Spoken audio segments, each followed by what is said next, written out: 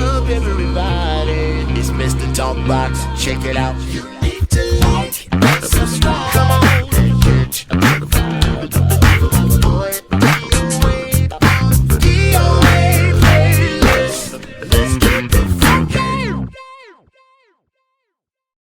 YouTube family and YouTube world, I hope everyone is well and blessed. Y'all know I mean it from the heart. Listen, I told y'all I was coming back with something very, very special. With something very, very special. Well, guess what? Here it is. It's right here. Y'all see that dude right there. Y'all see that man right there. Y'all see him. Y'all see these two brothers that's sitting in our presence. These dudes are, when I tell you, they're special to me. They're special in my life. We've been friends for several decades. We've been brothers for several decades. I'm so glad that God brought these dudes in my life. Man, I can't tell you, my career wouldn't be what it is today if it wasn't for these brothers right here. And I just thank the world for these dudes. They're very, very talented. They're very amazing producers, songwriters, artists themselves. They got a project out. We're going to get into that way later. Way later we're going to get into that. So that means we're going to take our time and have some fun with this one, all right? Y'all show your love for my two brothers, my two big brothers, Mr. John Parrish right there and Mr. Eddie M right here. Give them some love, y'all. Come on. Yeah. My man. Thank you, brother G, my man. My man G. Hey, listen, I'm really blessed. I also, man, with both of my brothers' presence, man. It's an honor to do this with you, bro. We've been wanting to do it. We've been watching it. We love it. We proud of you, but super, super proud of you, by the way. But man, this is an honor, man, for us even to be here as family. Man, I'm so happy. I can't even get my words together, man. Thank you for this, D. I love what you're doing. Love you too. Love you too. To the bone. Absolutely. Brother E, what's going on, big brother? What's good, man? Just trying to survive in good old Walnut Creek, Concord, California. All is well, man. It's an honor, man. Thanks for having your brothers on here, man. It's an honor, man. It's an honor. It's all my honor, man. Listen, I say this to everybody, and I'm going to say it to you two brothers too. I know we talk all the time, but listen, I thank y'all for being here, man. I don't take this lightly. It's very precious. I know you guys are very busy. John, I know you out there with EWF, and E, I know you just all over the place and got stuff going on, and I just really thankful that you guys coming out and hang out with me, man. I don't take it lightly. It means the world. We're going to have some fun. We got a lot of stuff. We got some good stuff to talk about. The first thing I'm going to get to is this. So I met these brothers around the same time when we was in the Karen White band, but I want to back up because the first time I saw John Parrish, before I even knew his name, I was kicking back at home. I don't even remember what grade I was in. I was still in high school. You know, I don't know, 10th, 11th grade. I don't remember, but I saw this O'Brien video, Love Light, and the dudes were so cold with the tuxedos on, red color buns, the red ties, looking all cool. But the drummer caught my attention. The drummer, John was back there. Baby, turn on your love light, baby. Man, he had the curl swinging, and he was just the coolest dude. He was killing. Yes. I was like, whoa. I said, God, please, one of these days, Lord, please. I gotta do this. I gotta do this. And so, yeah. John, you gotta take me like through the whole O'Brien, because I'm still an O'Brien fan. I was a huge fan back then. So man, how did that happen, man, with O'Brien and the band and y'all, man? Man, that's I'm gonna get this right. Let me see. I'm gonna take it. Like you said, we're not earlier when we was off camera. I'm not gonna go back to when they put the drumsticks in my hand and all that. But it's almost like that, man. I was playing in a band before I joined Eddie's band, a band called Travelers in Time, TNT we called ourselves. And that's when we didn't have a keyboard player, but we met Cat Gray while we were running around. We played at Kennedy High School. at SAC, and he saw us there, and that's when I met Cat.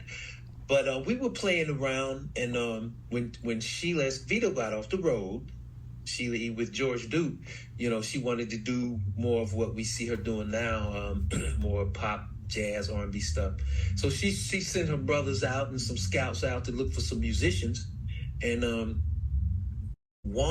remember Juan Escovedo walking in, and I knew right away who he was, because I knew their whole family, because I was a Escovedo percussion freak. So I looked them up as soon as I moved to Cali. I'm like, okay, how do I get into the game? Like who's hot? Escovedo was right away in Oakland, right? So I saw him, and I walk up to him on the break. I'm, hey, nice vision, blah blah blah. Small talk and all that. And I have no idea what's about to happen, but I'm thinking, oh shoot, man, maybe I can get a little gig with him or something. He asked me about Cat right away, bust my little bubble, right? And I said, yeah, I'll hook you up, give you his number, blah, blah, blah, whatever. Cat, calls him up, and 3 weeks later, he's gone out the band. Now, Eddie and I know each other at this time, but we're not playing together yet. Yeah, that's true, right? Yeah. So he goes, and because this is pre-Prince. So, yeah, this is the first draft. And he goes and starts playing with her, and they're recording and the whole nine. And man, maybe a month later, Cat gives me a call, and you know how Cat is. He don't call to chit chat. He's cool when you hollering at him, but he don't call to get on the phone with you and just be like, hey, this new video game, or I know how Cat is, right? So I knew something was up, but he was kind of beating around the bush. So he finally says, yo, Sheila and is holding auditions for drummers, man, and I think you'd be great for it. Man, I'm like intimidated as I don't know what. I'm like, man, she don't know drummer like me. It's like, are you kidding? It's like, no, it'd be perfect, because when she wants to do the other stuff, she'll just go play. Like, you know what? That makes a lot of sense. All right, I'll come down, even if it's just a meter. I'm gonna go down there. So I go down, audition. Everybody was really cool, and that's when I meet Skylark E on bass. And Romy Geroso was playing guitar in that band at that time. And I can't remember else who was playing keyboards. It might have been Jerry McNeil. Jerry McNeil. Yes, sir. Jerry McNeil and Cat. That's right. So, I go home, man, and days go by, nothing happens. I'm like, damn, man, I'm getting antsy. So I call Cat up. Hey, what's going on? You know how he is, just real nonchalant. Say, yeah, Lakers is doing real fine, ain't they? Right? Yeah. So what's he say, man? Come on, man. You gotta let me off the hook. The conversation is going on for like 3 minutes, but it seemed like 20 for me. He goes, well, you got the gig if you want it. It's like, well, man, why didn't you call me and tell me? Man, I was like, so we laughed about that and start rehearsal up. A couple weeks later, we rehearsed long time, man. Almost 6-7 months. And the Whispers were closely associated. Well, they actually co-produced the record with us. And so we were going to go through Solar. And that's how, the whole Dick Griffey, Don Cornelius thing started to happen, because Don, back then, of course, he had his, this affiliation with Capitol Records, and that's where he signed O'Brien. So he needed a guitar player. So he came up to Oakland, oddly enough, through advice of Scotty, to check Romy and Levi Caesar out. So he saw both of them on one trip, and they both end up playing together with O'Brien later on. But as that tour went down, the next one came up when they were going to do the tour with Cameo, and O'Brien was going to open. They needed a drummer. So Romy immediately tells Don about me, and he comes up, auditions me, and I get it, and I'm like all over the world, because you know how important Soul Train was to us back in the day. That was just like, man, we seen that man walk in. I was like, oh my God, there he is, right? And the thing that was really, really strange about it was, Don was interested in doing a record deal with the band also. So we played on O'Brien's record, but he also wanted to do a record with the band, and he was auditioning female singers at the same time. So while he was up in Oakland, he met with Rosie, And oddly enough, how this circle goes around, the female singer was going to be either Rosie Gaines or Karen White. And we knew Rosie, but we had not met Karen yet. So once I get that gig, we're going to put a female singer in the band, but he makes the band sign a year commitment because he wants us at beck and call so we can get this record done. And so I'm like, I'm committed. So I'm like, okay, cool. Man, let's go. You know, we do the tour. We go back to LA and we recording. And then I get this call from Sheila Escovedo. She ain't Sheila E yet because that record didn't come out. Let's go, Yanni. She used to call me Yanni back down. I'm like, let's go what? Record's done. Prince did the record. It's on. We get ready to go do this Purple Rain tour. Like, I can't go. I can't do it. I was like, I don't want no Chicago mob boss after me named Don Cornelius because I skipped town. I signed this. So he's like, what? Blah, blah, blah. We get ready to do this tour. So we talk, and my heart's in my stomach over that. And so she's like, I'm putting this band together. So she starts asking me about other people for the band to complete the band. First person she asked me about was Eddie. You think he'll do it? It's like, probably so, because we're not really doing much right now. I think I had to really talk her into calling you E too. I always leave that out. She asked me about E and Miko Weaver.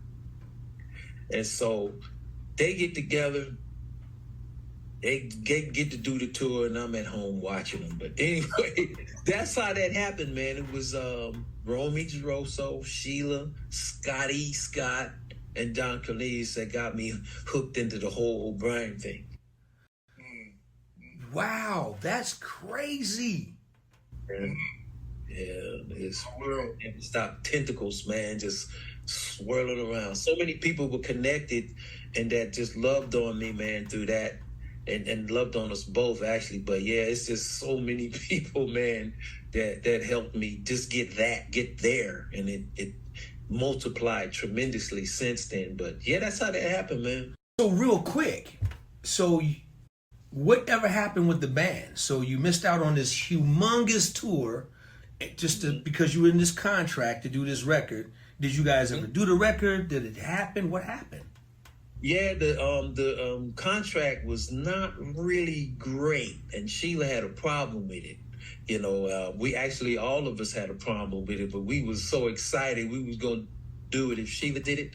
But, you know, that contract was so bad, she's like, yeah, I can't do this. So she ended up leaving, and we tried to keep the band together for a minute, but, you know, my heart was with my brother over here. I was like ready to go back home, you know, get with E, because we talked about playing with each other for so long, but that's why we never really did it. There are some 2-inch recordings, though, somewhere on that band. We called ourselves Virtue at that time. Scotty loved that name. And that's why it never happened. You know, the contract was real bad. I wish I could go into details, but it's too early. Wow. Man, John, that's crazy. I never knew this story, man. This is crazy for me to hear this. Wow. So E. Yeah. I guess it kind of makes sense now. Yeah. Because the attraction, if John called you, you know, for Sheila, and that was automatic. So when you got that call, what were you doing, Big Brett? What was going through your head? I was actually in LA doing production work with Dean and Larry Dunn. So I wasn't really too much thinking about Sheila. I was like, John was like, hey, man, I thought, man, I done hit the jackpot. I'm with these dudes. Because the single wasn't out. You know, it was just, you know, John was the first one to introduce me to, you know, what was happening with her. And so I didn't know about Glamorous Life or anything. I wasn't tripping. So at any rate, we ended up hooking up. Sheila did auditions in LA. She did them in Oakland. But she pretty much had already handpicked who she wanted in the band. And the thing about Sheila was she wanted players that could do multiple things. So you had to sing, you had to play your instrument, had to play another instrument, you had to dance. I mean, you know, we had to be up on all of that stuff. So I ended up joining, and it was a tough mission, man, because I tell the story often, but Prince didn't want me in that group. He wanted Eric Leeds in that group because he had been playing. The Family album was already done. Eric Leeds had already, you know, so Prince was loving Eric. I mean, what's not to love? The boy is insane. Mm-hmm. But he wanted Sheila to hire Eric, and Sheila was like, no. She stuck with me. She stuck with me, man. I'm talking about driving home in tears every night. He came up to San Francisco for a week, and we revamped the whole album for live. And when he left, after 5-6 days, he was telling Sheila, you know, let's kind of like get rid of him. Let's bring Eric in here. So, I mean, I was devastated, right? But she put it to me like, she's like, hey, man, you just gotta, you know, just work hard. Just work hard, you know, dive in, work hard. So it came about, we were going to Europe, and Prince wanted us to stop in Minneapolis to rehearse. He decided he wanted us to do the Purple Rain premiere when we got back from Europe, but he wanted to rehearse because he wasn't going to announce that Revolution was going to be performing. So it was supposed to be just Sheila's band performing, and he was going to come out right behind us within seconds and just, you know, blow everybody's head off. But so we went to Minneapolis, man, and we went there for about a week, and we was rehearsing, man, and we would come in early, then the Revolution would come in and rehearse after us, and one day he just kept coming up to me. I'm sitting, putting my horn away, he just kept coming up to me like, Nick. I'm like, no, you don't like me. I'm not doing that. And he went, did the splits. It was Irresistible Bitch. I'll never forget the song. He went, did the splits, dropped his mic, and all that kind of stuff, and came right back to me. And I'm sitting, and he's like, so I'm like, okay, how many times am I going to tell him no? So I went and got my horn, man, and the rest was history. I put it together, man, and I went up. I'll never forget, I had some gold Converse. We used to get them little sparkling Converse. I just dropped and looked at my feet, closed my eyes, and I don't know what the hell came out of that horn, D, but when I opened my eyes, he had a smile from ear to ear, man. And it was like, for me, not being appreciated or admired for what, and I was a Prince fanatic, you know? That just blew me away. So from that point, he started just adding me to stuff. When we were out on Purple Rain, okay, Eddie, you gonna jump off the piano, we're gonna roll the piano out with you on the playing, and okay, Eddie, we gonna fly to LA tonight, and we gonna track these songs. Okay. My first song I tracked with him was The Ladder. I had no idea we was even tracking. For when Jerome came after we had tracked, and I didn't know we were tracking. He had a mobile recording situation out in production, because it was production for Purple Rain. Jerome said, come here, Ed, come here. So we ran outside. I said, where are you taking me? And that's when I found out that was my first session with him. He had already tracked The Ladder. So he began to give me a lot of attention, which probably caused a little tension between him you know, and Sheila to some, you know, she was cool with it, but not cool with it, you know, but we still, you know, it was all good. But he ended up, I guess, sharing me, you know, that's how I ended up doing all the things with him. And the next 2 records he made sure I was a major part of her records, you know, like Love Bazaar was the next album we did. And you know, she had to holler my name out through the whole album. So it was a good feeling. It was a good accomplishment, but I was still young, man. I was so numb to everything. It was 20 years old, 19 years old. I'm like, what the hell is going on? You know? But it was a big accomplishment to get the respect. Man, brother, I mean, the history, brother, that you made with Prince, man. Not too many people on the planet can say that, and you know, it's incredible, man. Dude, it's like, you know, and I really mean it, man. That I was a fan, you know, before you even knew who I was, man. When I was watching you, because I grew up, you know, James Brown, you know what I'm saying, Maceo, you know what I mean. John, you know I'm talking about, man. So I was a fan. So when I saw you, man, and you heard your style of playing, man, it was just so funky, man.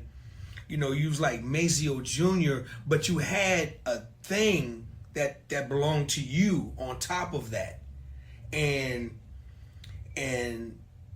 then, you know, then when I met you, brothers, let's move it on. So when I met you guys, I was blown away because I got a call from, I don't even remember what year it was. I don't know what happened, but I got a call from John to join Karen White Band.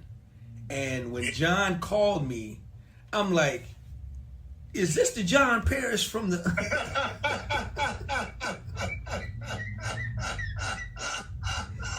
He's like, yeah, man, it's me, man. Hey, what's up?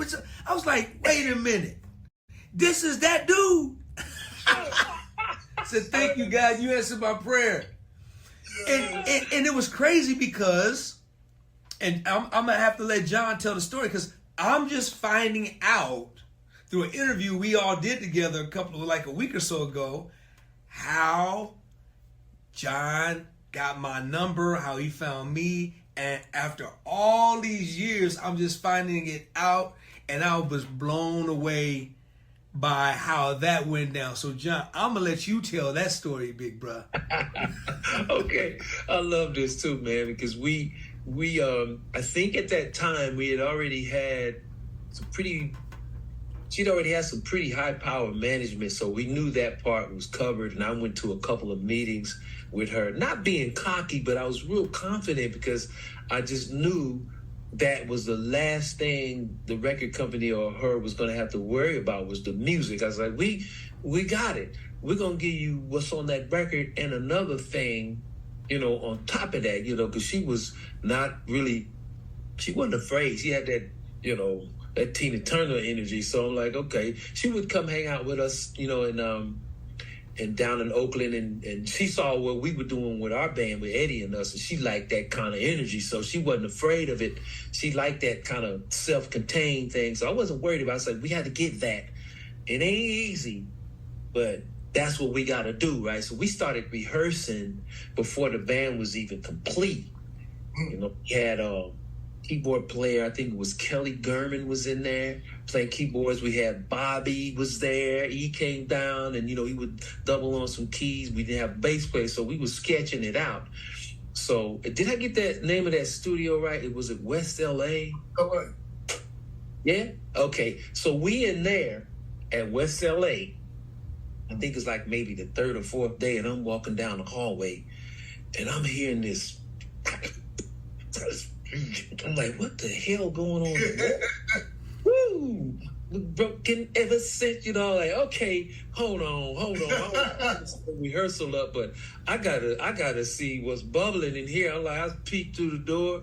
I'm like, yeah, that's like, it's this bass player, and I could see Sydney. He's looking right at me. I knew I was time to close the door, but I couldn't do it because the current was so strong. Because I had to see this dude's face. Because I'm gonna jump on him when he come out here. It's like I said before, I didn't know what Shalimar had planned. I don't know where they was going over do a tour, whatever. But I wasn't concerned with that. I was just trying to be a thief. I'm like, man, I'm gonna have to ask him because you never know. You never know. I don't even know if he's gonna be interested in this. But man, what I just heard. That's the missing piece right there. Bass is so important when it comes to that other thing, that feel you can't explain. You can't tell a bass player how to play like that.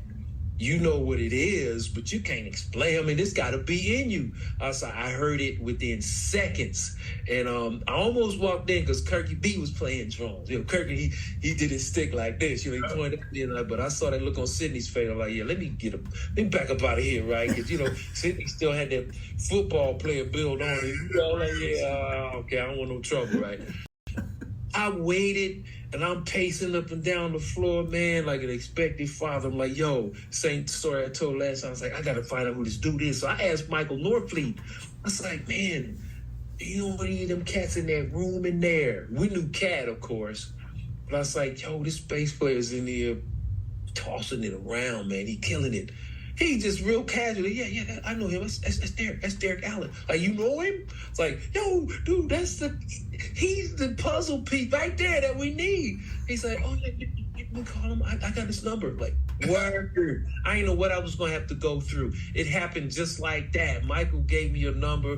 I think I might have called you that night or even the next day or something. I don't remember. I knew it was like, we ain't waiting on this, man. I got to call this dude and see. It may have taken a couple of days because I think you were up. Did you go back home? Yes. I don't remember. Yep, I was at home. Yep. So, man, I called my bro and I was like, man, I'm talking real fast. I don't even know if he'd be interested, but I'm like, dude, you the missing piece of this puzzle. We want this. We want to do it like that. And you ain't got to change nothing. We going to blah, blah, blah, blah. And it's going to be perfect. I was probably talking real fast, man. But yeah, man, that's how that happened. It was so innocent, man. I'm just not even thinking about nothing, walking up down that hallway and heard the answer. And it was D-O to the A on that bass. Man, that was crazy because we were like pretty much finishing up at the time. So it was like we were coming down to the end of I think, man, but because, yeah, Michael Norfleet was in that band. And so I was a big fan and still am a fan of Michael Norfleet. Why? Because Michael Norfleet was in that Love Life video right there with you. That's right. That's right. That's right. So I already had met one of my dudes that's all in the video, Michael Norfleet. Man, he was one of the dudes that just, man, he blessed me when I went down there. He just been like a big brother and just was watching over me, man. And now I get a call from John about, being in the Karen White band, and I was like, dude, are you kidding me? Are you asking me? It was an easy yes. It was a no-brainer when he told me who all was in the band. And when you talked about Bobby, so me and Bobby from the same town, right? Knew Bobby, but me and Bobby used to do this, kind of cross paths, man, right? Yeah. So never really, and I remember Bobby from, just from a lot of stuff, just locally, right? And so then when he said Eddie M, I was like, oh man, I'm done, of course. And so that phone call, John, was like, changed my life, man, because it was, that gig was just the start of like even though I was working, but that gig was the jump start to the growth, the major part of the progression in my career, because now I'm playing with this, these giants, and that band, guys,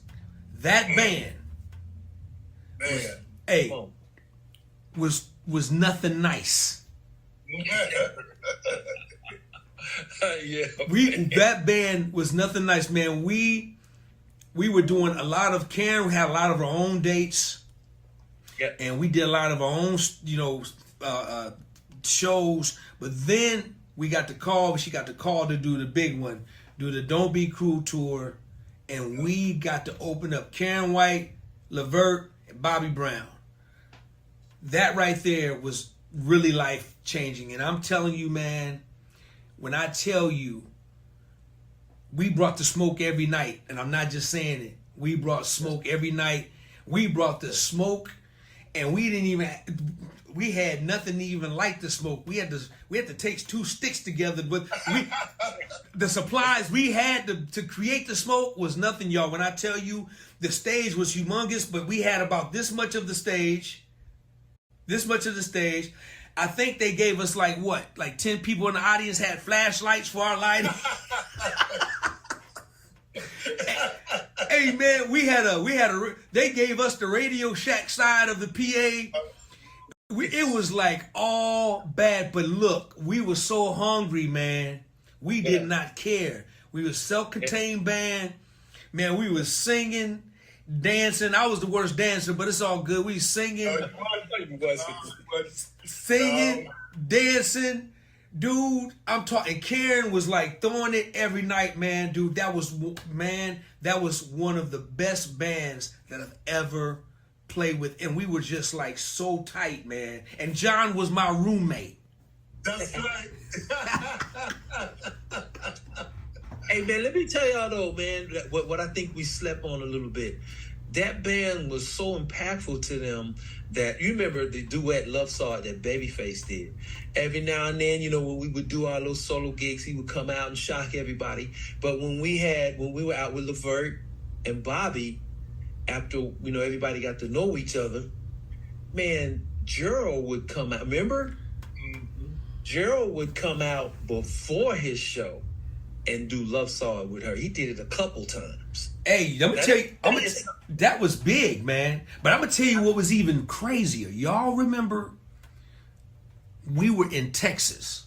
Is either I think it was Houston. I want to say Houston.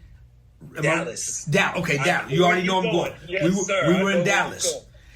Come on. We have this meeting with Benny Medina in Karen's room. Benny Medina walks in with this little kid. Yep. He had to be what, John? How old was he? Like 12. Like 12. Yeah. Benny Medina comes to our room and we have a big meeting with the band and everybody. He says, listen, tonight this kid is going to do Love Song with Karen White. Nobody knew who this kid was. Nobody knew who this kid was. We looking at this kid like, what? This kid is going to do Love Song with Karen White. We was like, oh man, here we go. Bro, we got a show and a half. Why are we going to mess it up?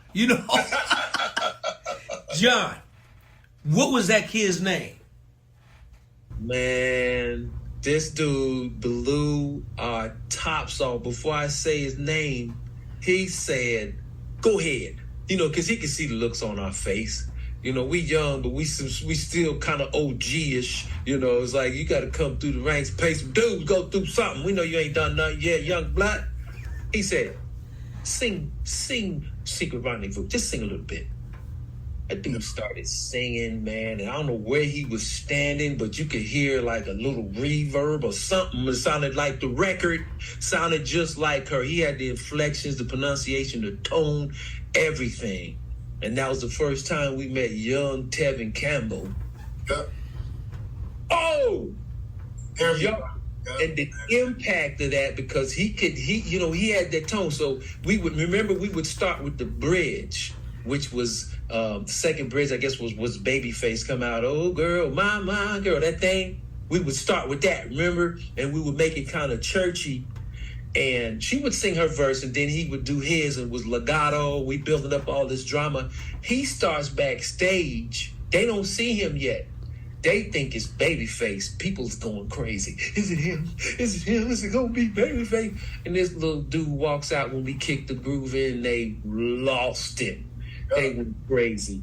And for him, as you would say, the rest is history. Man, when I tell y'all, that dude killed that house so bad. Imagine a little 12-year-old, 15, 20,000 people, 12-year-old kid. Dude, I'll never forget, man, we was begging Benny, dude, please bring him every night, please. Yeah. That's what was so awesome about it, because at first we was like, okay, really? Come on. And we was just exactly, you like, can he do the next show? There's so many hands in the pot too, as I remember. Yes. Quincy was after him. Oh, yeah. And Prince was after him. Mm-hmm. Because Benny was taking him around, showcasing them to everybody. Yeah. You know? And I was like, dang, this boy is killing it. But, That was such a memorable moment. I mean, there were so many moments on that tour, man, that was just incredible, man. Just was, and that was one of them.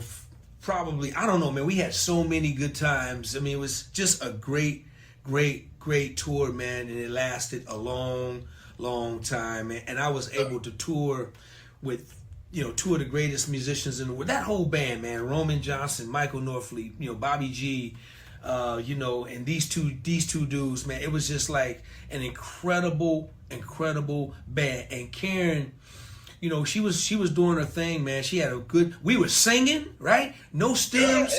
We were singing, dancing, and playing, and it was all just raw, man. I had so much fun on that tour. So much fun. And I'm so thankful, man. Go ahead, John. I'm sorry, D. No, go ahead. Yeah, that's what I loved about it, man. I noticed in the energy that she was bringing when she was out with O'Brien. That's when I met her. That was the female vocalist Don chose for O'Brien. So, it took a minute. We were opening for Cameo. It took a minute for us to get comfortable. So I'm just staring at O'Brien. I'm just trying to get this thing down. Finally, about maybe the fourth or fifth show, I was looking over there and I just saw all of this.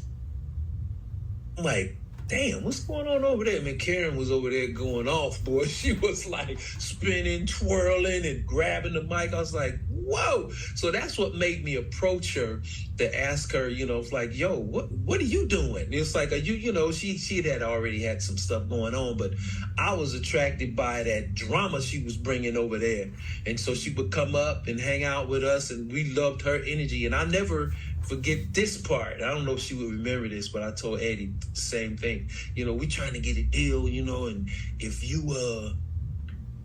get a deal, we would love for you to be in our band. It would be kind of fun. And she said right away, well, if I get one, I'd love for y'all to be my band too. Like, word. Okay. Never thought too much of it because we all on the hunt. And sure enough, got the call, when the Warner Brothers thing went down, she called us. So you guys were right there from the beginning. Yeah. You guys were right there from the beginning. Wow. Man. Wow. Yeah. That's awesome, man. And it's, dude, there's so many layers, man, to our careers, man. There's just so many layers. Then that led to this. Then that led to that. That led to, man, there's so, John, I got to double back though, because I want to at least talk a little bit about the Madhouse thing, man. Oh. The Madhouse thing, man. Explain a little bit about the Madhouse, because you were signed to Madhouse, right? You were a part of Madhouse, or what was that all about? Well, Eddie had already come home, I think, right? Yeah. All that stuff was over with, but we weren't really doing too much. We were in the process of getting the band back together, and man, I was at home running around, not doing much, man. I was like, damn, this is woo. It was rough for a minute, man, because everybody was scattered and they didn't want to, recommit if there wasn't a whole. But we'd always had at least 2 or 3 months on the books. We always knew what we were doing. So that at that time, this wasn't happening. Man, I got a random call from Levi about coming out to Minneapolis. It's like, Princess got this instrumental band. It's pretty much the Revolution minus him. Matt's playing, I'm playing bass, and Eric. on I was like, wow, okay, well, what is it? It's like, you know, it's instrumental stuff. I was like, okay, that should be easy enough. But it took a minute because I was pretty much a vagabond, you know, at the point. And so then Sheila called and goes, man, why you not returning no phone calls? It's like, we're trying to get you out here. All you got to do is show up. I'm like, well, damn, okay, well, send me this stuff. So they send me these two CDs. One of them was 1 through 8, the first one. And they had a marginal hit with the ones, number 6. If y'all remember that. Remember that? So they was on their way. Second one was 9 through 15. So this just numbers. So I don't have any lyrical concept to the melody. You just had to memorize this stuff. So that's what made it difficult.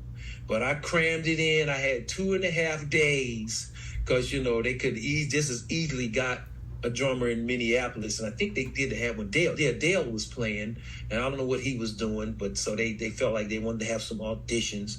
I think Evelyn Champagne King's drummer cousin went out there, but I go up there, man, and I show up, and now in my brain I'm already thinking, man, I don't know what none of these songs sound like right now.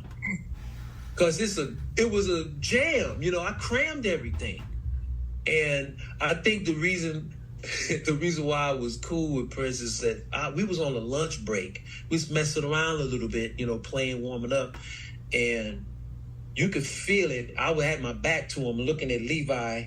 Levi's facing the door, and Eric's over there somewhere. Matt's always just playing. He always tinkering, right? So Levi starts going like this. I'm like, oh, I'm eating. I got some chicken in my right hand that I shake with. He's like, he ventriloquism. I was like, oh. I turn around and he right there. Oh, you know, I blow up. You know, like, oh man, nice to meet you, bro. And I was giving my left hand. He was nice to meet you too. You know, he was a little taken back because I was just like, I'm eating chicken, dude. I forgot to tell you about that. I was eating. Man, he kind of gives me that up and down thing, and let's play some music. I'm like, okay, let's go. Wash my hand, get that up in my hand, and this is when I knew I was in trouble. I get up there, he's sitting in the back on the anvil case, and he goes like this.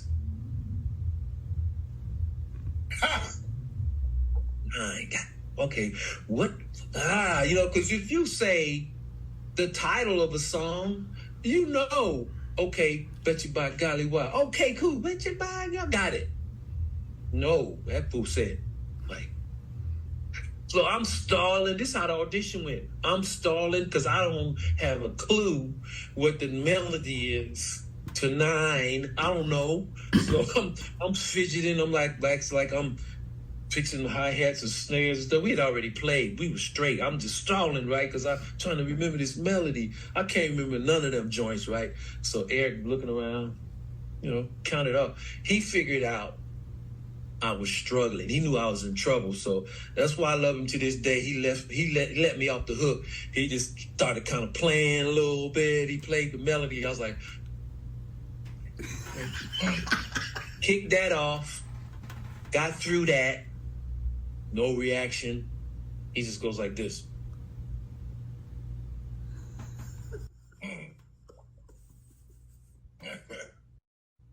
Same thing. I'm struggling like a mug. So 15, it was, I believe it was 15. There's this middle section in this joint. It's fast too. It's like, it's up there, right? So you ain't got really much time to think about no changes. If you don't know it, you're gonna be in trouble, right? So there's a section in the middle where Levi and Matt was playing Farajaka, and then Eric and I had to play chopsticks against. So I get to that. That was actually really my favorite part because it's silly, man. So I remembered that. We get through that part, and I'm kind of relaxing a little bit. We get through the song.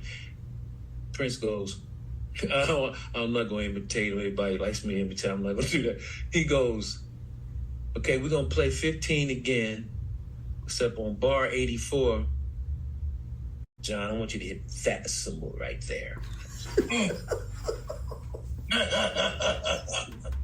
Bar 84? Okay, got you. Okay, I'm not real comfortable, but I'm a little comfortable. We've been playing for like a half an hour. I know the stuff, but I don't know it. You know, not really.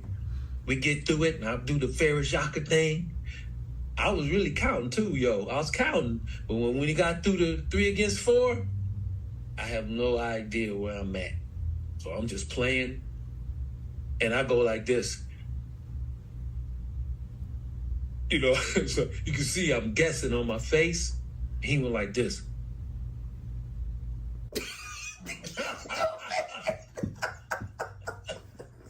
I said, okay, I guess that's good. I don't know. Took a break. I didn't see or hear from nobody for like 2 days. Now I'm in Chanhassen, you know, in the mid of winter in November, and it's snowing this way. I'm calling everybody, nobody's calling me, and finally I get a call back after they come from the movies. They was watching. He did a private screening for the Under the Cherry Moon movie for everybody except me. You know, I didn't get to go because I'm the new guy, right? But they did tell me I had the gig, so I got my first little check, you know, out there. Wow. And I came on home, man, and yeah, the best is history. We did that video probably a month after that. Let's talk about this new venture. It's long overdue. That's recently, you guys just recently dropped your first single, and let's talk a little bit about it, man. What is B2B? Let's talk about that. Eddie, you want to go? Yeah, man. B2B is basically, it's back to basics. So John and I, over COVID, we were like, man, we had already written a song called we titled it Back to Basics, and over COVID, we was like, man, we got, let's do something, man. So we thought, what are we gonna call it? We're gonna call this band Back to Basics. So, because basically we decided we were gonna go back to our beginnings when we first met when we was 15, 14 years old. And we wanted to cover things and do things that we didn't complete together, So we just started writing, man, sending files, writing and coming up, with tracks. So once we got out of COVID, man, we were like, let's do something with it now, And then we came up with the idea we wanted to honor some of our favorite artists that we worked with. And Wayman came up, and it was a no-brainer. So we kicked around what songs could we do over, and we thought, well, let's do something we had previously recorded with them. And that's when After the Game came up, and we were like, oh yeah, we got to do it. Because we had such a good time recording that record with them. Mm-hmm. So, that's when we called you, D, because ain't nobody else do what you did to that record, man. I mean, and your connection with Wayman was mighty. It was the brotherhood of you and Wayman was like major. So we started just connecting dots, man. And once you say yes, we was on, cool, we got D. And then when we got the parts back, it just blew our minds. We were blown away, man. We were so blown away of what you added to the version was just amazing. Stuff that you did. And I'll never forget the conversation you told me, E, I gotta sit with this for a minute. And I get it. I gotta sit with it because it was more than just cutting tracks for you. It was like it was an emotional roller coaster for all of us in a sense, because we trying to redo something that we originally did, and so it's just start coming to us. And then my girl Cy Smith, I was like, Jay, we gotta get Cy on this. And I didn't know she was gonna be able to do it or she would want to do it. But as soon as we called her, she said, brother, I'm down. Send me the track. She's like, I'm so down. And again, same thing. When she delivered her parts, the song just went again to another place for us. So we decided that would be the first single for Back to Basic. And we released it on Wayman's birthday. And it was very interesting how that came about, because we were talking about releasing it a week before his birthday, not even knowing that his birthday was coming up. But then our manager hit us up and said, you guys do know Wayman's birthday is next week.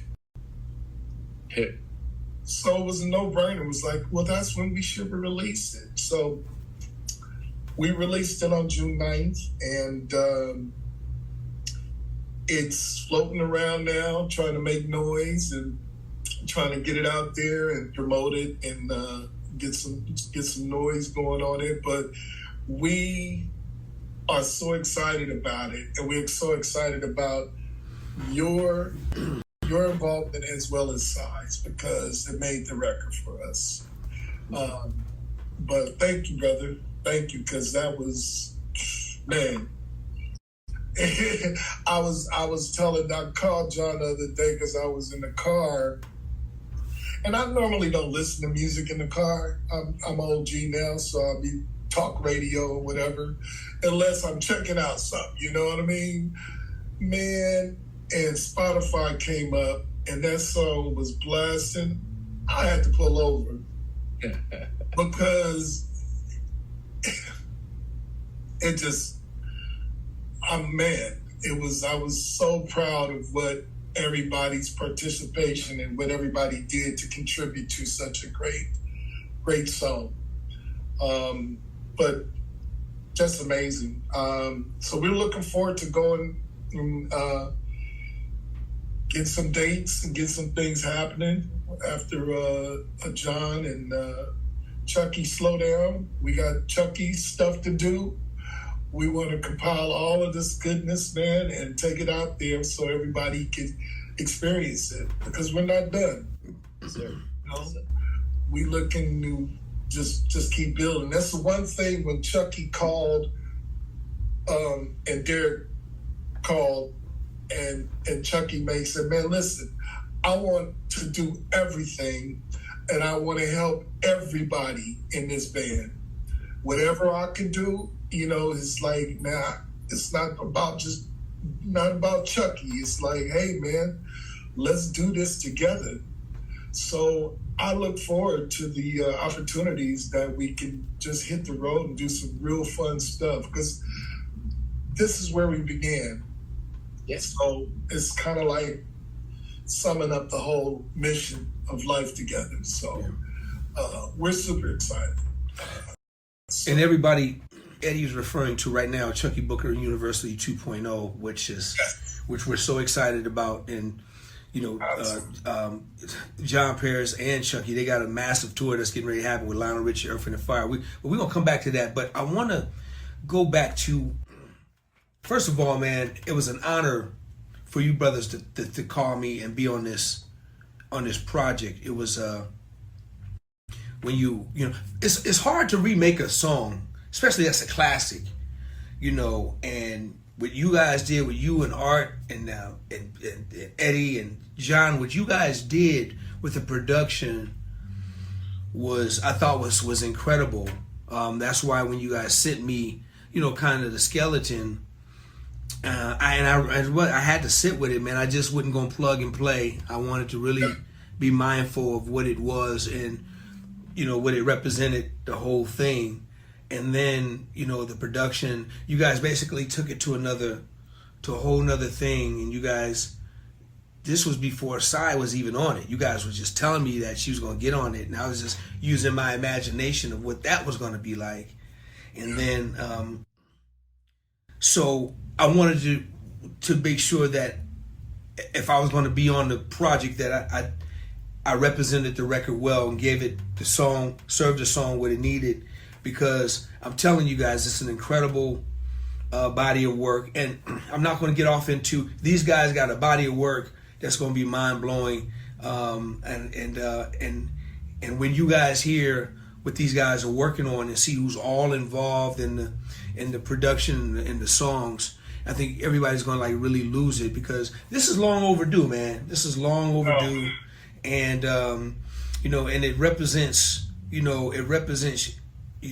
guys as individuals, and coming from behind the drums, coming from behind the group, putting the drums in front of the stage, coming from behind the sax, behind the solo artist Eddie, putting you in front of the stage. And now it's about you two give you guys. This is about y'all. I mean, we've been behind the thing for a long time, and it's been great.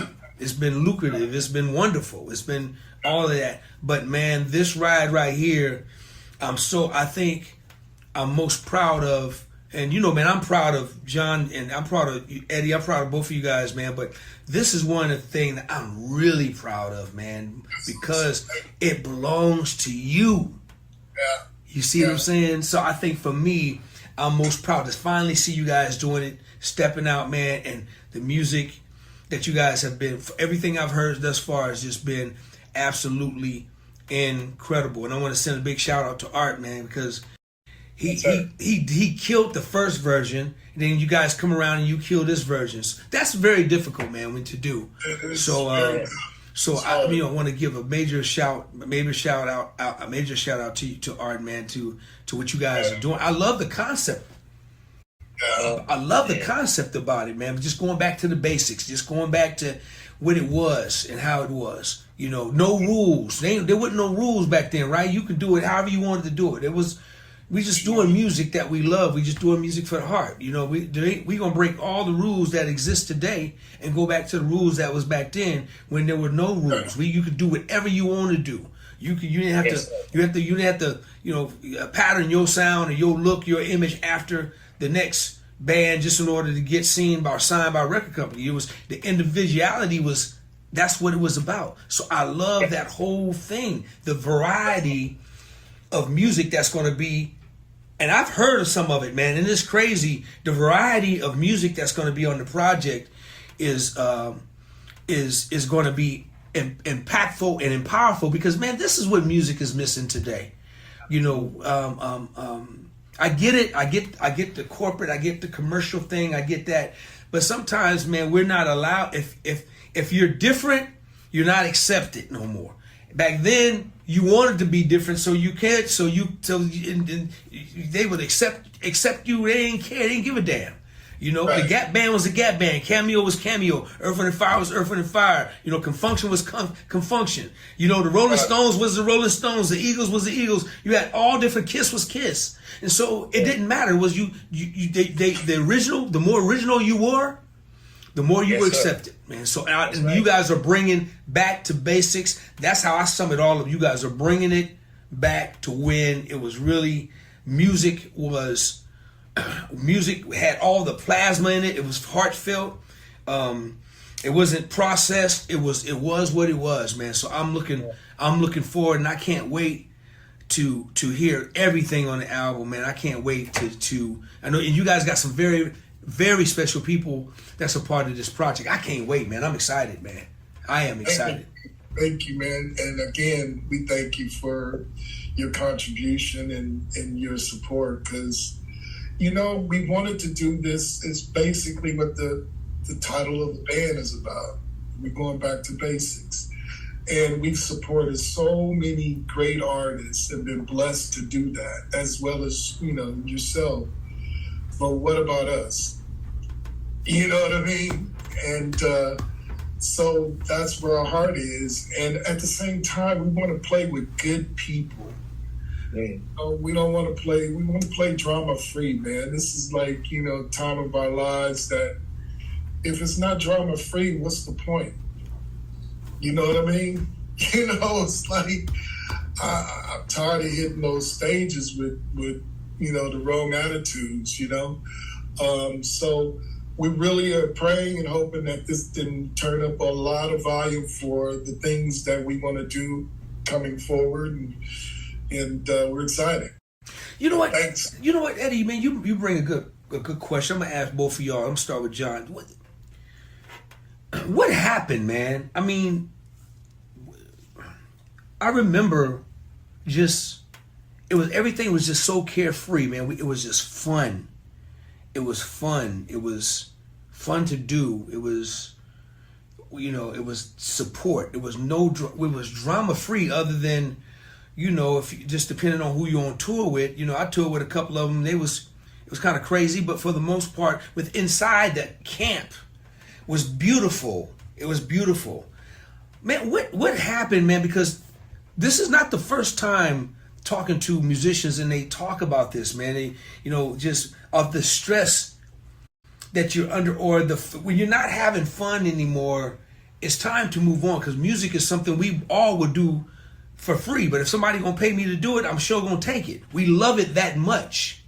Right. So what happened, man? Why is it changed? Is it because the culture, because it's a different culture we live in now when it comes to music. We got a lot of control freaks. There are people that want to control. If they're not trying to control the masters, they're trying to control what you do. And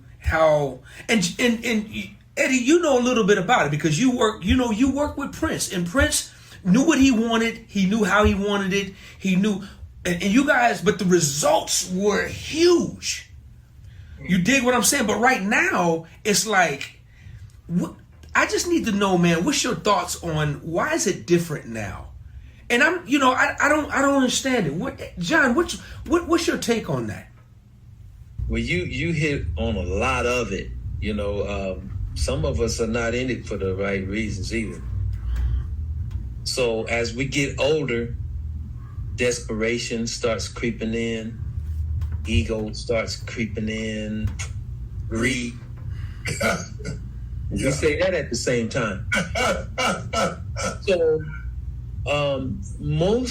we can attest to this, the three of us, from the artists that we've played with, that particularly because we love it so much, we would give, out of love, more than it needed, or more than they would ever ask for.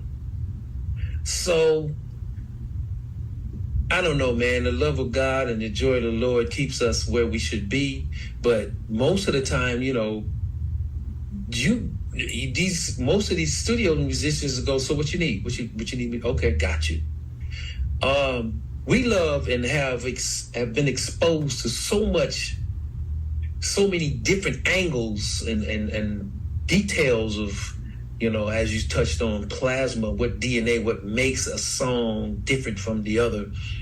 We have that gift, which I'm really starting to embrace now, and I thank God for it, that we would do more than was necessary, or more than was ever asked of us out of the goodness of our heart. That's just how we are. By nature, we would just do that no matter who was. We could be mad going in that studio or that rehearsal, and we would do it anyway. We did it for a year together, us. So we're all growing with this same generation that we're speaking of. And, I don't know, some of us are not in the same, not blessed with health. So there comes the desperation, and we get what we deserve eventually. God is going to give us what we deserve. It's coming. I really feel I'm in that place now where I'm not really expecting anything from somebody because that's just what I do. I don't expect anything when I give it out of nature, but in this business, you know, you gotta treat those people the same way as they're coming up as they're going down. And unfortunately for a lot of us, it hasn't been that way. So I think also there's a real deep current spiritual battle going on that, and they don't acknowledge it as that. They don't really know what's happening, because we get calls we think it's out of the clear blue sky, but we know where it's coming from people that you don't expect. And so I think, you know, the spiritual aspect of this game is super dark. A lot of mostly the people that they take, they just want, oh, he'll give it again, he's a nice guy, he gonna continue. Yeah, it's like, so I think the desperation out of people wanting to be the superstar and I gotta be this and I did that even if I didn't. We don't say we did, but you know, starting to speak up a little bit more now. But I think a lot of that, man, has just dominated the game so bad, and it always has. As you touched on Masters, who owns it? There's a little clip going around now that Nas got his mind blown about, you know, how him and Prince were hanging out, and yeah, we're gonna do this, we're gonna do that, and the other. So, but give me a call when you own your Masters and we can talk. And it blew him away, because everybody knows he's one of the guys, but he don't own his Masters. So that conflict of us, you know, having the audacity to think we own what comes out of our head is just getting like this now. Because without that record company power now, we can do that. We can get to own it. So that conflict it's like it's bubbling, man. It's coming to. So but the unfortunate thing is there's not a lot of us that have a body of work, like say like the Eagles or Earth, Wind & Fire, for example, or Prince or whoever. You know, they'd be cool without all of that because they have a fan base. But the control is kind of falling back into the industry, and they destroyed it with the copycat lookalike microwave artists. You know, when those songs came out, you touched on it again earlier, D, about the individuality of a sound of an artist. Back then, remember that tune that R. Kelly had out, R. Kelly's latest arrival, talking about vibe. Remember that? Guy could have did that record. I'm just saying, you know, when you said, and then David Ruffin said, I've got something, you knew who that was. Knew who the Four Tops were. When you heard Diana Ross's voice, that whole Motown gang, you knew. When James Brown was on that mic, you knew. You knew Smokey's voice. You knew Johnny Mathis. You knew him. You knew Frank Sinatra. You knew who they were, man. There was no question about the identity, where that power, that sound was. Now, when the song starts out, that kick drum, an executive that we know really well said, I don't want to even hear nothing if it ain't got this. It could be anybody. So it's for me, it's more of it always comes back to the spiritual aspect of thing. That's the only way you can make sense of stuff. But that battle is coming to a head, man, and I think that's a lot of what it has to do with. Eddie, man, you want to add on top of John, man, brother? Oh, he broke it down. I mean, that's brilliant. I mean, but it's a changed business since we've been in it. As long as we've been, it'll continue to change. You know, creativity is different. You know, you don't have to work. You know, being original or some different overnight success situations. So it'll continue to change upon us, but we just gotta keep our heads focused and teach these kids as much as we can. And this B2B thing, the back to basics is what we talking about right now. Basically, you know, what you guys are kicking in this whole conversation has to do with back to basics, man. And you're right. It's about teaching these kids, man, because it's a new music industry now. It's a new music industry now. I'm thankful that I was a part of the old music industry. I can't lie. I got to keep it a buck. I'm thankful that I was the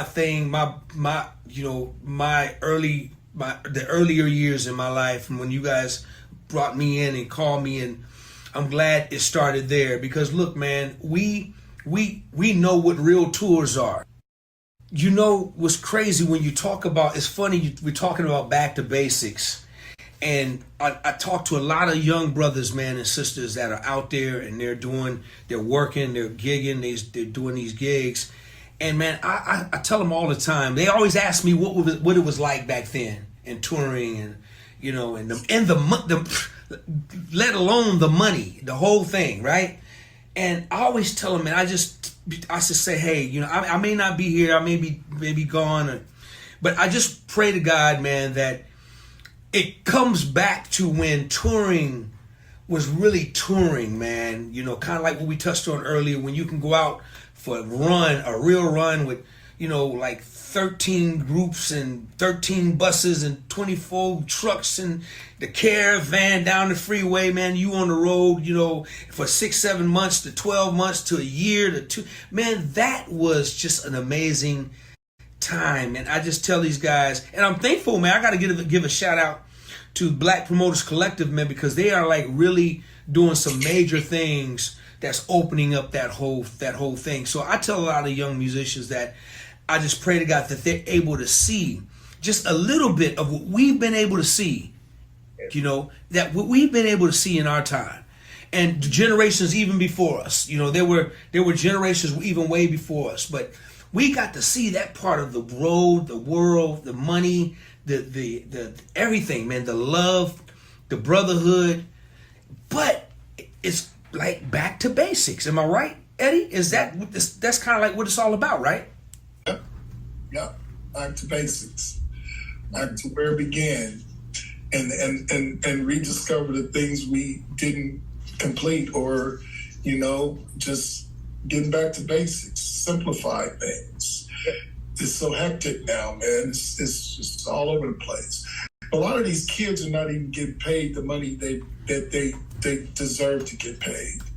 It's like it's shameful in many ways. It's shameful for us as pioneers in it, and it's disrespectful. Just hand these kids a couple of dollars when, you know, their gift is so much more powerful than what they're getting paid. It's just ridiculous. Mm-hmm. I'm saddened by that. I'm like, you know, Eddie, while you speaking on it, do you have any idea as of why this is happening right now? Well, again, I think it goes back to some greed. I think it's also goes, you know, to the dollars that the artists are making, and their expenses, and it's a lot involved in there. It's not a lot of money. Everything's trying to jumpstart up again. But even before COVID, some of these artists was paying these kids change. It's just ridiculous. I mean, we went through that phase. We did. But we also graduated where, you know, we got most of the time what we deserved. And I really see it more so in the black market. You know what I mean? It's like money wasn't an issue when I was playing with Stevie Nicks. You know what I mean? You know, matter of fact, money was handed to me before I even earned it. You know, it was like just want to make you feel. I mean, I'll never forget her tour manager. I just checked into the hotel in LA to start rehearsals for her.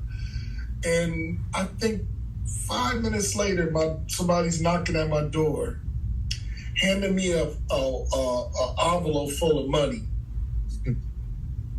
I was like, what is going on? What happened here? You know, we didn't get that kind of treatment with most of the black artists that we were working for. it was on a whole nother respect level. Just like you made it to LA, and it wasn't any set amount. It wasn't like, oh, you're getting $100 or $200. It was just a wad full of money, like, welcome.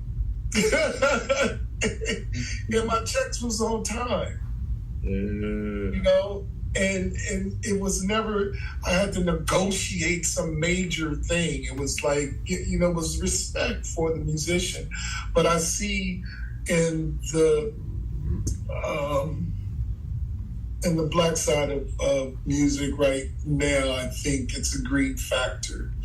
We're more concerned with what we wear and how we look, and instead of peeling off these kids this money, they put them in a jacket, but they only give them $300 or $400. And come on, man, that's just disrespect. It's got to be, you know. So I hope that changes. These kids are very talented, man. These bass players way more talented than I ever was when I was their age. I mean, these dudes are playing like crazy, right? They're coming right off what's happening. They're coming right out of the church, right? They PKs, they church dudes coming right out of the church, getting a big call from a big famous musician that they just idolized, just dreamed of.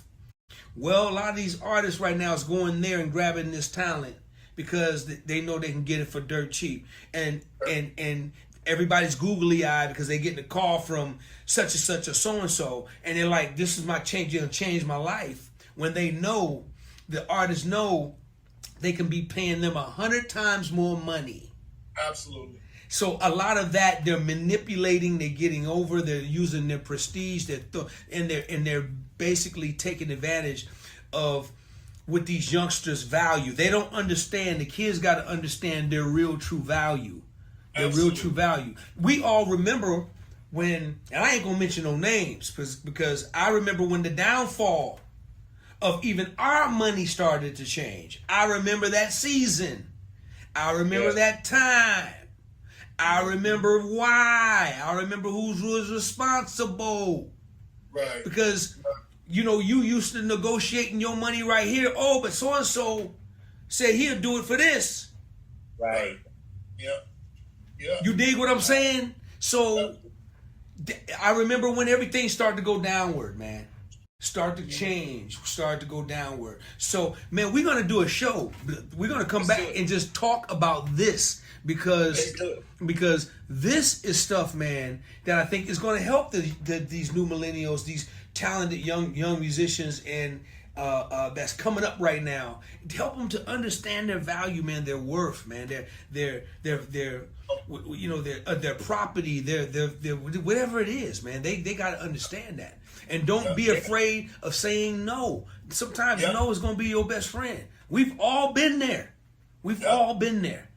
And because we said the word no, because we use that word no, that means we're getting back to the basics.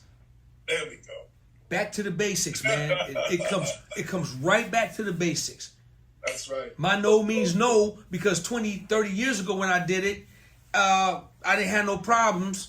And if I said yes, I got what I needed. When I understood my value and my value started to grow, my number was my number, and it was always yes. Now, bruh, Yes, sir. It's a different business, man. So I appreciate the whole concept of what you guys are doing. Back to basics, man. And man, I know I kept you guys so long, man. But this is what we do. That's right. It's all good, baby. This is what we do, man. Listen, before we close, man, John, talk about what's coming up for Earth, Wind, and Fire. Well, we have we're finishing up some dates real quick, but in August we'll be out with the great Lionel Richie, and some of our family will be out there. So we'll tour the country for a couple of months, and who knows, where that can go from there. But we're looking forward to that, man. Everybody's really excited, man. Verdine and Lionel been on the phone, just, chumming it up. So we're going to have some fun. I get to see Brother Chuck out there. So, and I'll be continuing to encourage my brother to do what he do. Yeah. But yeah, it's going to be some fun, man. Good. Eddie, what you working on? I know I know we talked about what's getting ready to happen with university starting in September. But you want to speak on what you're doing? I know Back to Basics is the main course of the menu, man. But what you got going on, big bro? Right at the moment, just really getting Back to Basics on the map, and that's been especially while John's out there working it out, So that's the force behind that, and a lot of session stuff coming through, and then really getting ready for September, where we go back out with Chucky Booker and University 2.0. Yeah, I can't wait. Looking forward to it, man. I can't wait. Man, a lot of people asking about it, man. Yeah, I can't wait, man. I'm looking forward to it, man. It's just an honor to be able to share the stage again with my big brother, man. We just having fun with it, man. I'm loving it. I just can't wait. It's gonna be a good time. It's gonna be a great time, man. It's gonna be a great time. Okay, before I let y'all go, I gotta ask y'all this question. It's my last question of the day. I'm gonna start with John first. So John, you got 4 drummers you could put on Mount Rushmore. Who they gonna be? I can't do 4, but I'm gonna give it a shot. No, I can't do 4. I can't do. Because, and he knows I feel this way because of his versatility, man, and the colors that he sees, man. I got to put DC, man, Dennis Chambers on the top there, because for me, it's about the music, man. It's all about, there's some songs, some stuff he told me he played on, I had no idea it was him. And when I first heard him, he was playing with Schofield, I think it was. I missed the Parliament thing. I didn't know that was him back then. I went back and go, man, who the hell is this? And then I heard this stuff, in 83 and what he did to Parliament. I was like, oh my God, this guy can do anything. He's got some records with Bob Bird that he played some straight ahead on. It's really legitimate. So, there's just so many cats, man. David Garibaldi was a huge influence in my playing because, it sounded like, a lot of the stuff that if you put Afro-Cuban and James Brown together with the independence that he played, there you got Garibaldi. So on the East Coast, I heard a lot of the Afro-Cuban stuff. I didn't know that it was going to be a part of my life later when I moved to Cali. It was in my DNA. So, being from, my mother and father loving the big band era, and you merge that with the Motown, R&B, all of that stuff, you get Tower Power. So he was always right there. And, both of them James Brown drummers, it's like, dang, Cozy Cole, Buddy Rich, Philly Joe, Art Blakey. You said 4, huh? Yeah. My bad. He done took all the faces off around. Hey, man, I love this question. Okay, Eddie, big bruh, you got 4 saxophone players, man. Who you gonna put on your Mount Rushmore, bruh? Maceo. Maceo,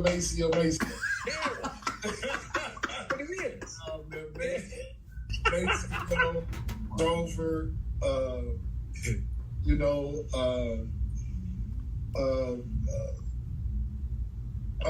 Ronnie Laws. Tough. Those are the cats I had to listen to because I was in my household. And then, of course, cats like Coltrane, which I never felt like could play, but I admired.